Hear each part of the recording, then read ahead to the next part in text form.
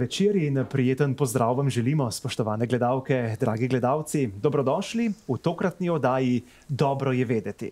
Moja nocojšnja gostja je Violeta Bulc, evropska komisarka. Lepo pozdravljeni. Dober večer in lep pozdrav tudi vsem vašim gledalkam in gledalcem. Vsi tisti, ki naju nocoj spremljajo, vas poznajo kot osebo z televizije, po funkciji, po vašem delu. Kako pa bi se Violeta Bulc predstavila na osebni način?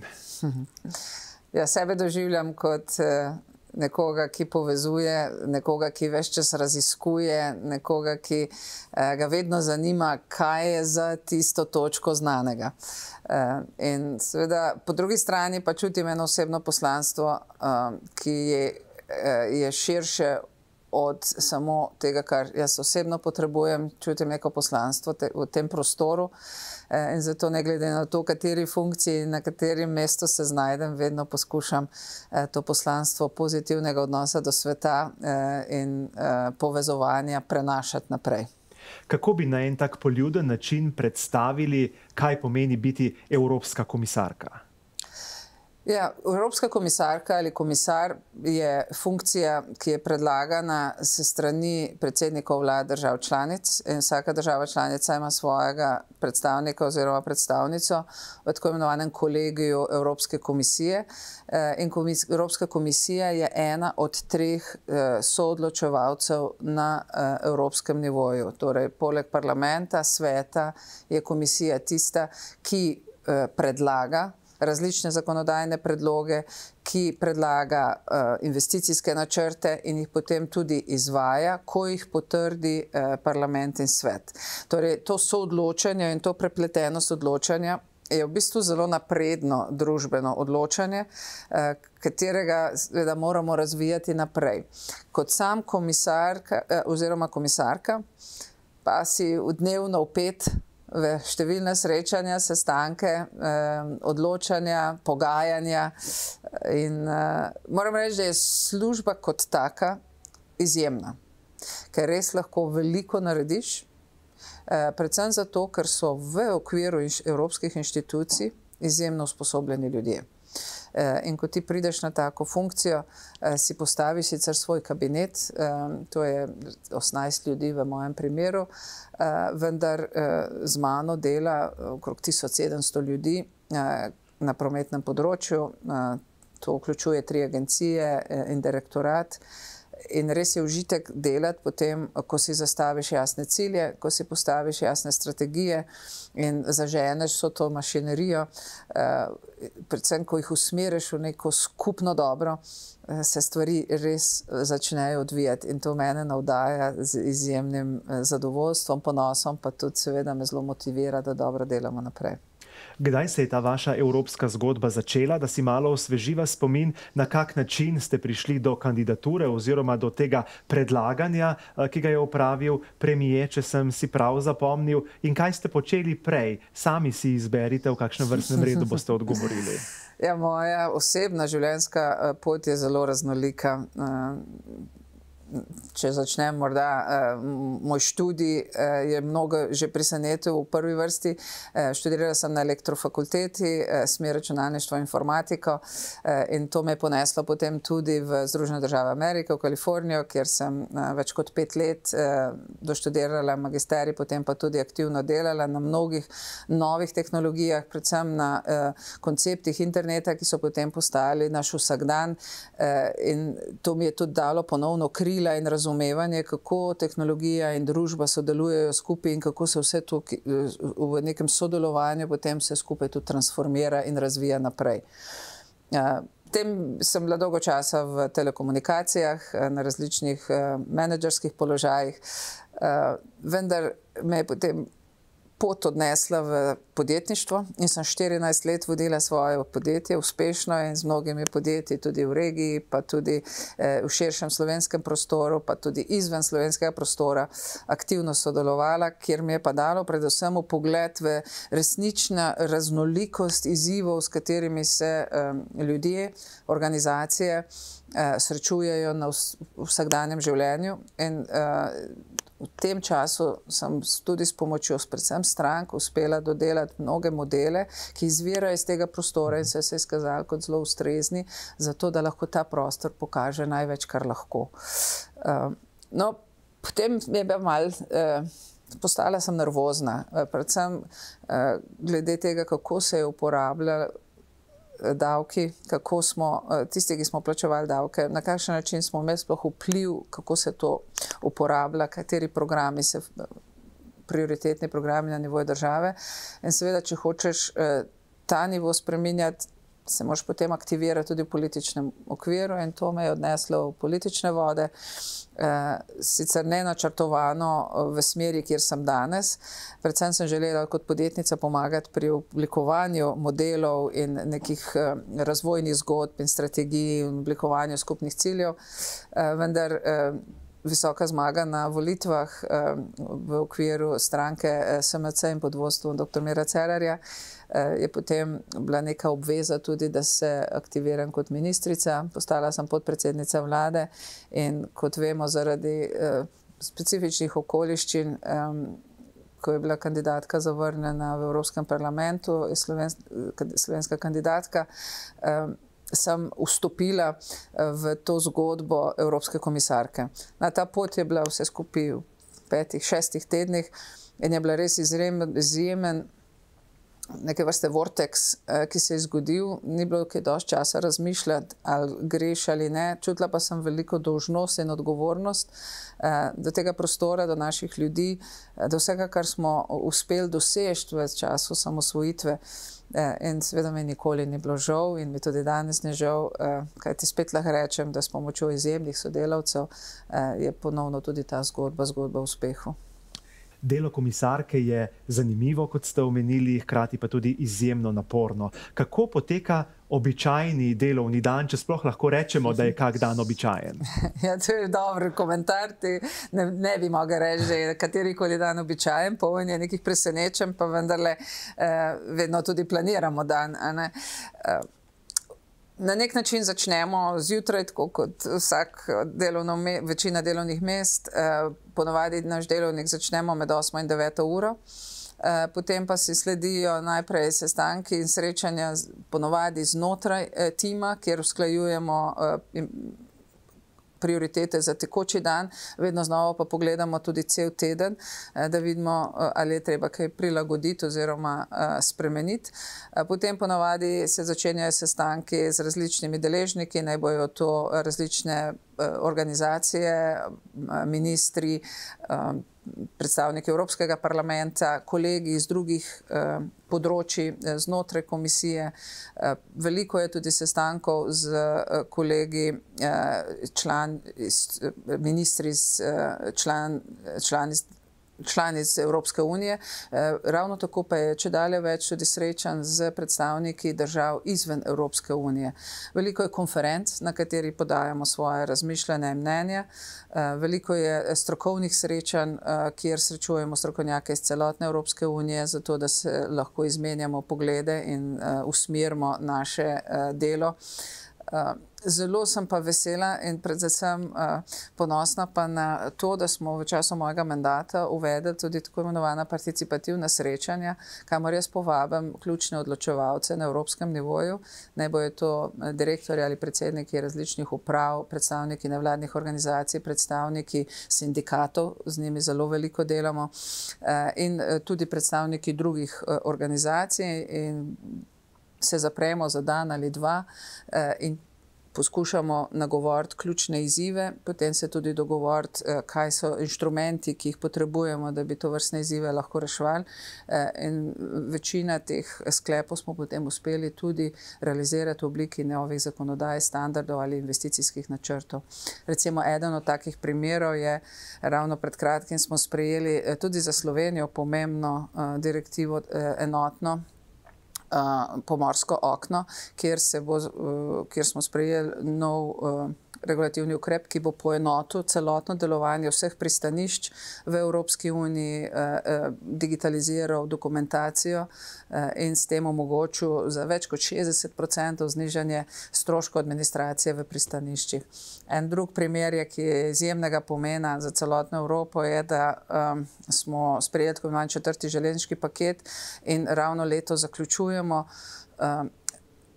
usklajevanje evropskih pravil na nivoju držav članic na železnicah, kjer bomo 14.000 lokalnih pravil zamenjali s približno 1.600 evropskimi pravili. Končno se ne bo vlak več ustavljal na vsaki meji in zamenjal sprednjo mašino, ampak bo lahko isti vlak potoval po celotni Evropski uniji. No, to bo tudi izjemen napredek pri učinkovitosti železnic in upam, da bodo potem železnice res lahko odigrale to veliko vlogo pri razogljičenju prometa.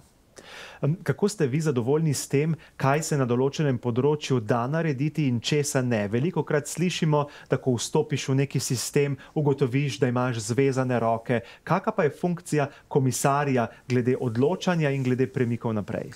Ja, funkcija komisarke oziroma komisarja na tvojem lastnem področju je dosti svobodna. Seveda za vsak ukrep, ki ga želiš predlagati, moraš potem dobiti soglasje vseh kolegov in kolegic komisarjev, vendar v procesu nastajanja, prepoznavanja težav oziroma priložnosti si pa zelo samostojen, seveda s celotno ekipo, ki sem jo že prej omenila. Hkrati pa se da v resnici zelo veliko narediti. Izziv je seveda usklajevalni proces, zato včasih ljudje imajo občutek, da traja večno, preden od ideje pride do končne izvedbe in da res ljudje vidijo neposredne koristi od tega. Jaz se strinjam, da so ti procesi dolgotrajni na način, da včasih traja tudi po 5-10 let, da se uskladi neka večja direktiva. Mi smo kar nekaj takih direktiv zaključili, predvsem na področju upravljanja spet v pomorstvu ali pa v aviaciji oziroma v železnicah, socialni modeli, ki so se zdaj na novo uveljavljajo, kjer se vse bolj poudarja socialna vrednost tudi na evropskem nivoju. Vendar predstavljate si 28 različnih mnenj, z 28 različnimi političnimi interesi, različnimi gospodarskimi interesi. Dolgo časa potrebujemo, da uskladimo to vrstne razlike, vendar ko se uskladimo, stvar res zafunkcionira na velike nogi. In zaradi tega se mi zdi, da je prav, da se ljudje dobro obveščeni o tem, kaj se dogaja, kakšne so prednosti, ki jih Evropska unija prinese, in tukaj vidim tudi v medijih izjemno veliko vlogo, da na atraktiven način in takrat, ko res se konkretne prednosti za ljudi pojavijo na trgu, v odnosih, v načinih financiranja, da te informacije ljudje tudi dobijo.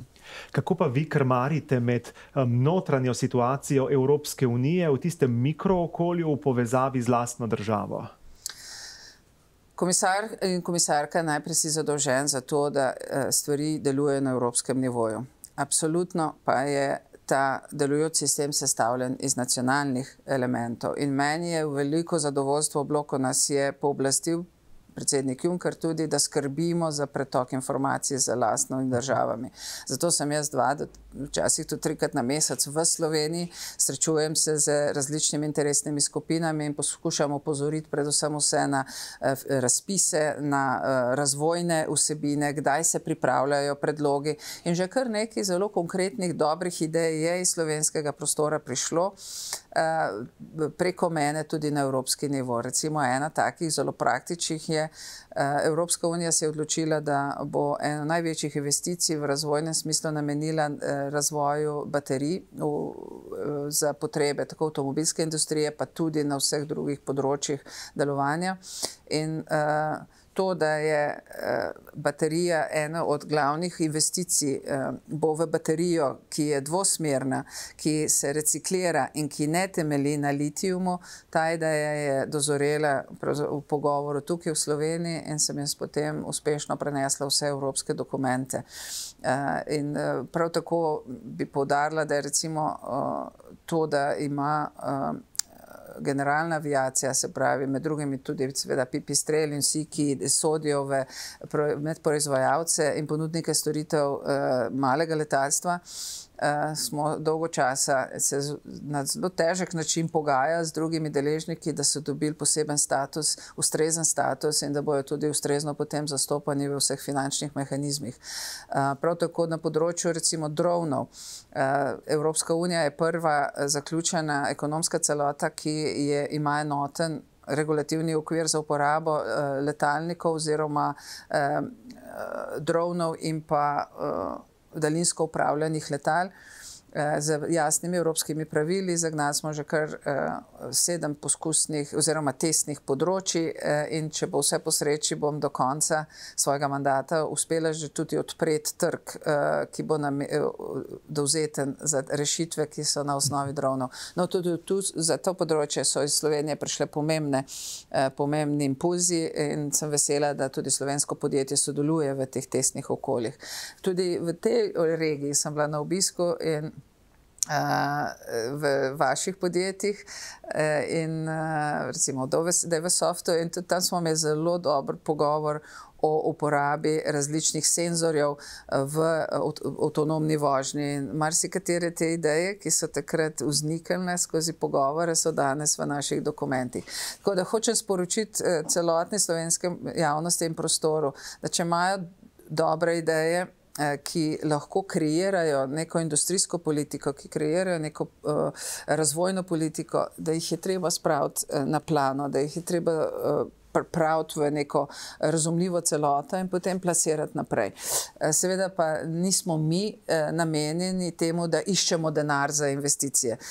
To pa včasih zmotno razumejo nekateri in zato seveda in pri tem ne moramo pomagati. Lahko pa jasno govorimo o vseh možnih razpisih, ki se nahajajo na evropskem nivoju in za katere lahko zaprosijo različni deležniki tudi iz lokalnega obdobja. V Sloveniji imamo dobra 2 milijona prebivalcev in državna politika na neki način kroji življenje ljudi. V Evropi sta 2 milijona večje mesto, lahko rečemo. In kako vi s svoje perspektive gledate to makroevropsko okolje v primerjavi s tem mikroslovenskim? Predvsem za Slovenijo je Evropa ena ogromna priložnost. In vidim, da čedalje bolj Slovenija to razume. Zelo je pomembno, da smo ustvarjalci teh zgodb, da se udeležujemo tako na političnem nivoju vseh priložnosti, ki so dane, formalnih in neformalnih, pa tudi na gospodarskem področju.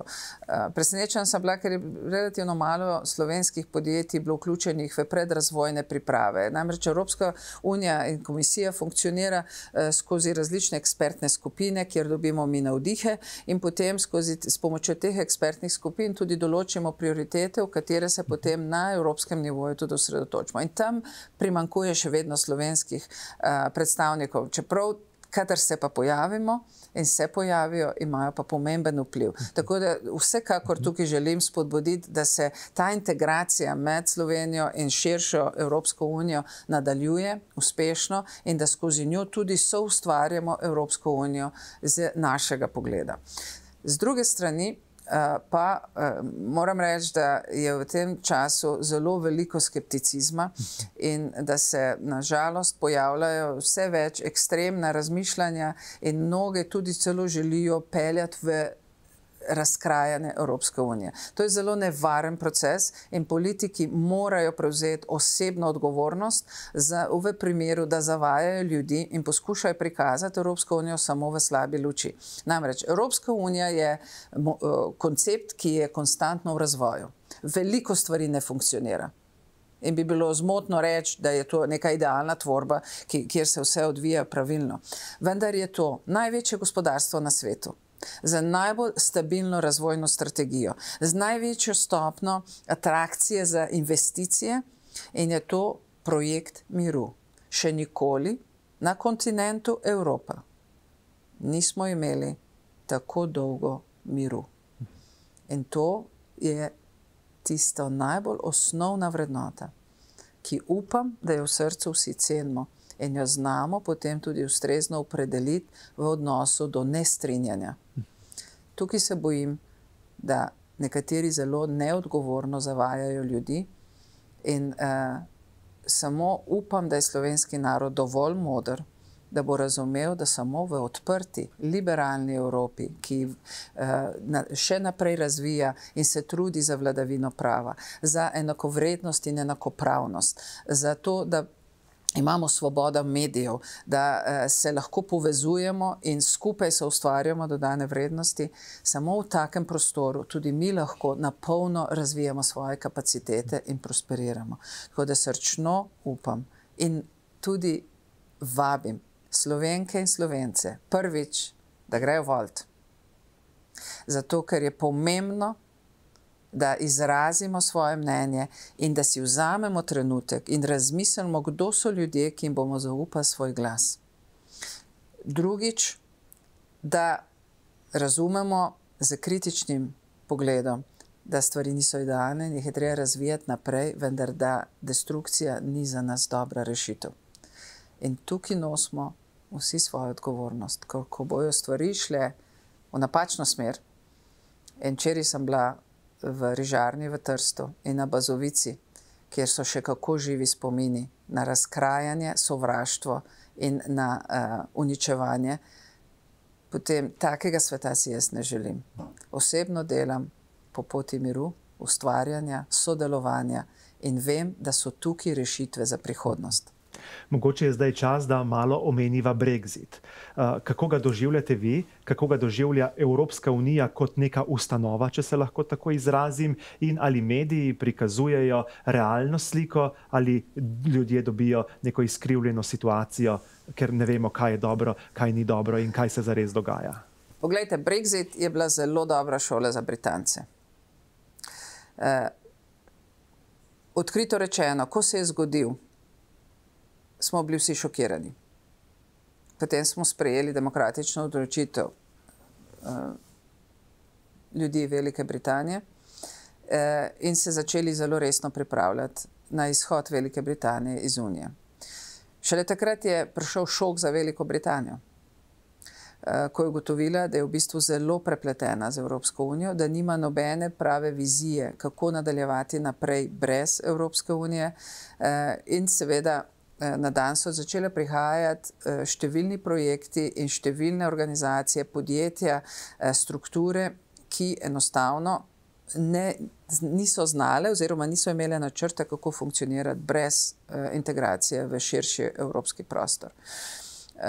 Še tudi danes je veliko odprtih vprašanj. Kot vidite, Britanija ni zmogla se pripraviti v roku danih časovnih okvirov za ta izstop.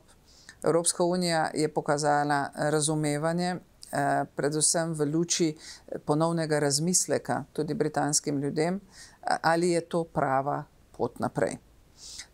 In še danes je nihče ne zna napovedati, kako se bo v resnici ta proces končal.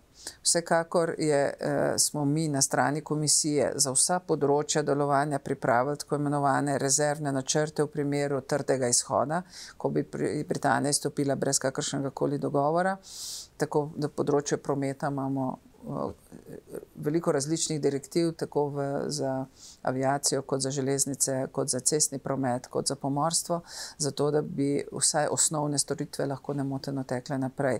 Vendar še enkrat, Velika Britanija je tipičen primer, kjer so tudi mediji pod vplivom določenih struj odigrali zelo negativno vlogo, kjer so predvsem v odnosu do Evropske unije kazali samo na najslabše in narod se je odzval. Zato še enkrat pozivam tako politike kot medije, da smo konstruktivni, da smo kritični, vendar da ne zavajamo z neresnicami in z samo izpostavljanjem negativnih stvari ljudi, ki bi potem se odločali seveda pod tem vplivom in se s tem znašli v eni zelo težki situaciji. Še enkrat, EU je projekt miru, je uspešna, vendar nedokončana zgodba. In prav je, da smo kritični, vendar kritični na konstruktiven način, da jo soustvarjamo naprej. Ali se lahko zgodi scenarij, da se vse povleče nazaj in gre na izhodiščno točko, kot da se do zdaj ni nič zgodilo in da Velika Britanija normalno ostane del Evropske unije? Vse možne variante so še na mizi. Osebno si želim, da Britanija ne bi izstopila iz Evropske unije. Skupaj smo gotovo močnejši, smo tudi geografsko zaprta celota, vendar seveda na koncu bodo ponovno odločali ljudje ali preko svojih predstavnikov v demokratičnih telesih ali pa morda se bodo ponovno celo podali na volitve. Če se še malo vrneva k delu Evropske komisarke. Prej ste rekli, da se je vaše imenovanje zgodilo zelo hitro, da ni bilo sploh časa veliko o tem razmišljati. Ali ste imeli kakšne strahove kot ženska, ki se podaja v tako politiko, pa ste potem ugotovili, da so bili neupravičeni ali da so se celo potencirali potem? Ja, moram reči, da na začetku sem bila vesela, da nisem vedela, kaj me čaka. Predvsem zato, ker nisem imela nič časa se več kot 10 sekund odločati, ali sprejmem izziv ali ne, ker sem imela v primerjavi z drugimi, ki so se pripravljali na zagovor po 2 meseca, 4 dni in seveda ni bilo kaj dosti časa razmišljati, bili smo v tem toku, sreči je bila ta proces učenja izjemno učinkovit in sodelavci so mi res pri tem veliko pomagali. In smo tudi ta zagovor uspešno opravili. No, potem je pa sledila realnost, tisto minuto, ko so rekli, vse je v redu, in boš imenovana za komisarko za promet, je prišla pa realnost, kaj pa zdaj? Ker zame je bil to uspešno upravljen projekt, zdaj bi šla pa jaz kar domov. Seveda potem je bilo potrebno narediti ogromne spremembe v družini, kar nikakor ni bilo enostavno, potem spremembe v načinu življenja, posloviti se kar naenkrat čez noč od vseh prijateljev, od svojega kroga ljudi, od družine. Ne bom rekla, da je bilo enostavno. Vendar je bila to za mene pravzaprav na kožo pisana služba. Vse, kar sem v življenju do takrat počela, se mi je zdelo, da se je seštelo in združilo v tej funkciji in sem sprejela izziv z velikim veseljem, začela graditi time, začela graditi odnose z vsemi, ki so pomembne pri soodločanju in še danes mi ni žal. Nobeno sekundo mi ni bilo žal. In verjamem, da sem tudi na nek način približala slovenskemu prostoru komisarsko delo. Seveda to še ni končano in kdorkoli bo naslednja komisarka ali komisar, predvsem vabim, da nadaljuje to tesno integracijo v prenosu znanja iz evropskega nivoja na lokalni in z lokalnega na evropski.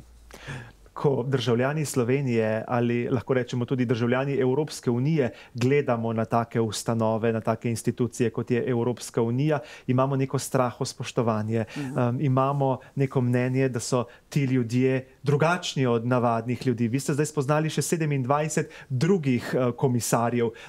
Kak je pa vaš odnos do njih oziroma kako jih vi doživljate? Verjetno so podobni ljudje kot vi. Sploh si nisem predstavljal, da ste vi tako preprosti in tako dostopni, kot sem vas imel danes čast spoznati. Poglejte, vsi smo ljudje. Jaz sem bila rojena v mali vasi Mirni Peči na Dolenjskem, odraščala v Trebnjem, v šolo hodila v Novem mestu. Potem se pa začne razvijati življenjska zgodba in ko se pogovarjam s svojimi kolegicami in kolegi, vidimo, da imamo zelo podobne zgodbe za sabo. Življenje nam je ponujalo priložnosti in mi smo te priložnosti sprejemali z odprtimi rokami, se razvijali in v neki točki se znašli tudi v poziciji komisarja oziroma komisark na evropskem nivoju. In mislim, da je to celo ena značilnost te komisije. Mi smo med sabo zelo kolegialni, si veliko pomagamo, sodelujemo, ker praktično vsak izziv, ki pride na našo mizo, ugotoviš, da ni samo izziv tvojega portfelja, ampak zato potrebuješ za rešitev vsaj še 3-4 druge komisarje. In recimo, če samo pogledamo izziv podpisovanja pogodbe za Zahodni Balkan, to je eden dosežkov, na katerega sem je zelo ponosna, ker smo 10-letno pogajanje uspeli potem v 2 letih zaključiti in tudi začeli z skupnimi investicijami na Zahodni Balkan. Osebno verjamem, da moramo pripeljati Zahodni Balkan v Evropsko unijo postopno, vendar zagotovo je to pravilen proces in promet bo tisti, ki bo utiral pot, ker če ni povezav, kako bo se trgovanje razvilo in kako se bo začelo sodelovanje. In ravno na tem področju smo sodelovali številni komisarji, tako komisar za razširitev kot visoka predstavnica gospa Mogherinijeva za zunanje zadeve, potem tudi kolegi, ki delujejo na pravnih področjih, na področju davkov in podobno. In samo ker smo skupaj sodelovali, smo lahko potem tudi skupaj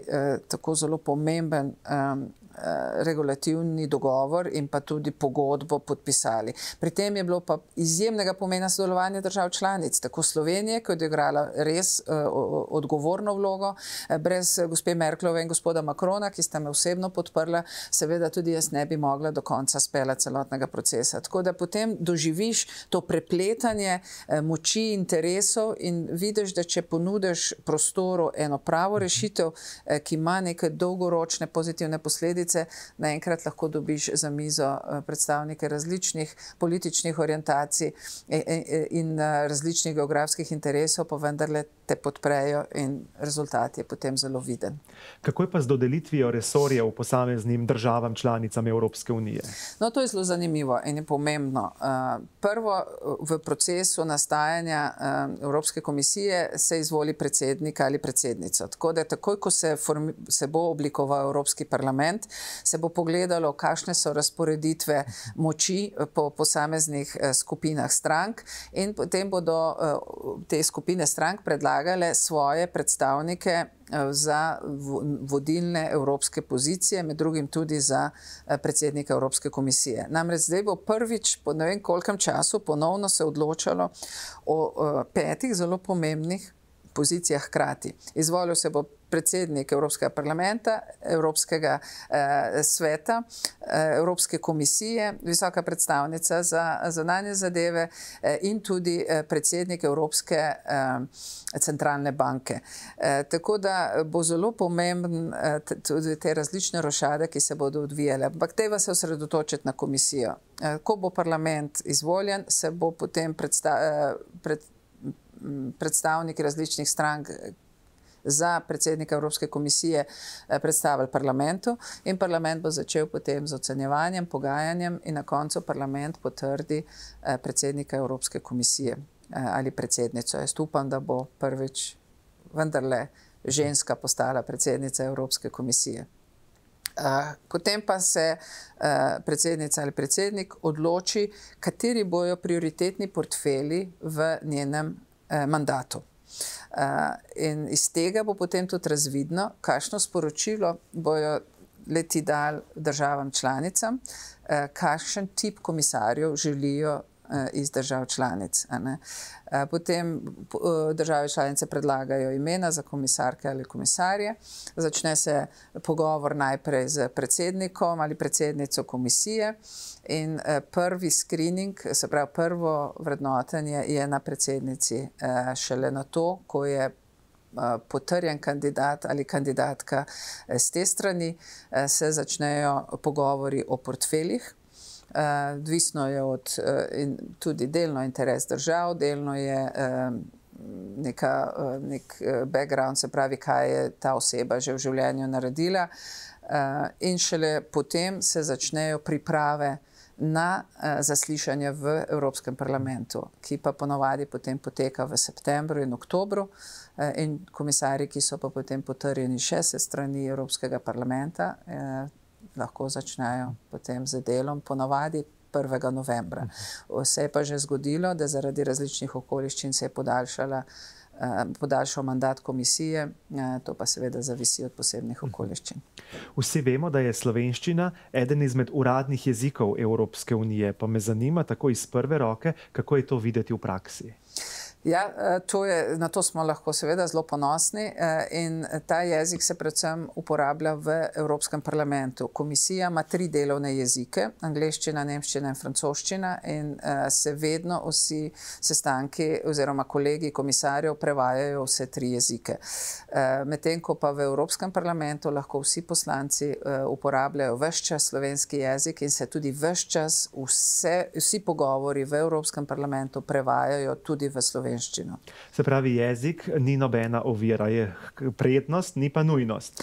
Ni nujnost, vsekakor pa kdorkoli gre v Evropski parlament, mu je lahko hendikep, če ne govori vsaj enega od uradnih jezikov, ker ti vsa neformalni pogovori, pogajanja pa se odvijajo brez uradnih prevajanj, razen kadar gre za že končne verzije uradnih trialogov, takrat pa ponovno nastopijo prevajalci.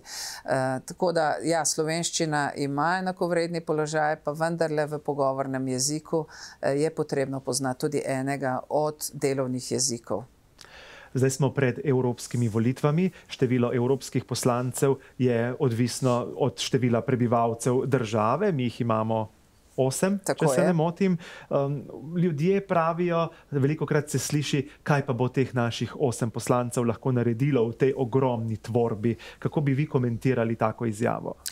Poglejte, vsak glas šteje. Vsak glas šteje. In to, da imamo 8 poslancev v Evropskem parlamentu, je lahko velika prednost.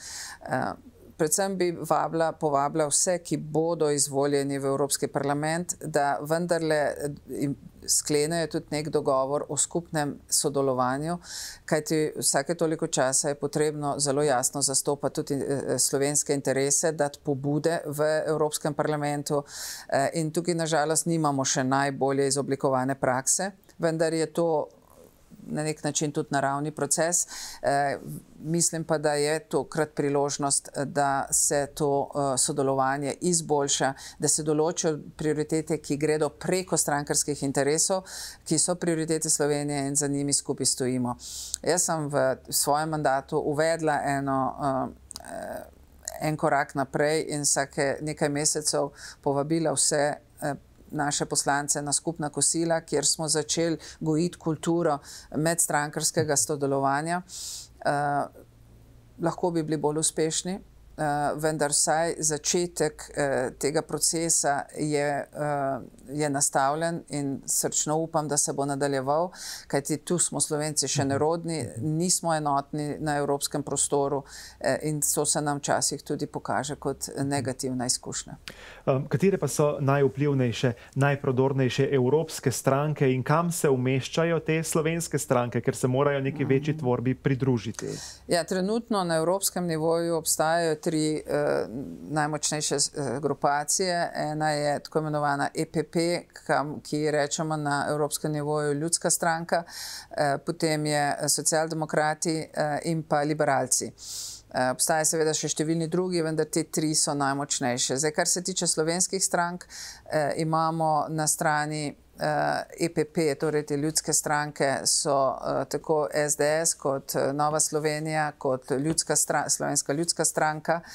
V skupini liberalcev imamo celo 4 stranke, od SMC-ja pa do LMŠ, pa stranka Alenke Bratušek, pa tudi stranka gospoda Erjavca, vendar na mojo žalost se te stranke niso uspele povezati v neko enotno listo, da bi lahko res odločno potegnile naprej tudi na lokalnih volitvah. Zato vabim mnoge ljudi, da resnično pogledajo, katere vrednote zastopajo kateri predstavniki in da volijo. Osebno še vedno verjamem, da evropski liberalci potrebujejo močno podporo, ker skrbijo za to odprto, vključujočo družbo. Poudarek je na vladavini prava, poudarek je na enakovrednosti in enakopravnosti. In v tem trojčku upam, da se bojo iskali tudi rešitve za vse vodilne pozicije na evropskem nivoju. Predstavniki socialdemokratov so pa seveda slovenski demokrati. Potem so pa Levica, ki sodi v posebno skupino tudi na evropskem nivoju in tudi opažamo pa, da se vse bolj krepijo skrajno desne stranke, ki pa nažalost ne kažejo pretirano konstruktivne podobe v smislu bodoče Evropske unije. Zato je potrebno, da okrepimo ta zdravo sredinsko volilno bazo. Jaz vabim res volivce, da se udeležijo teh volitev in da poskrbijo, da bo Evropa se še naprej uspešno razvijala. Ali lahko rečemo, da ste vi neki vezni člen med slovensko politiko in evropskim dogajanjem? Lahko podate tudi kakšne neformalne prijateljske nasvete, če poznate ustroj Evropske unije, kako pristopiti k določeni stvari, tudi na neformalni ravni, da kdo dobi kak nasvet?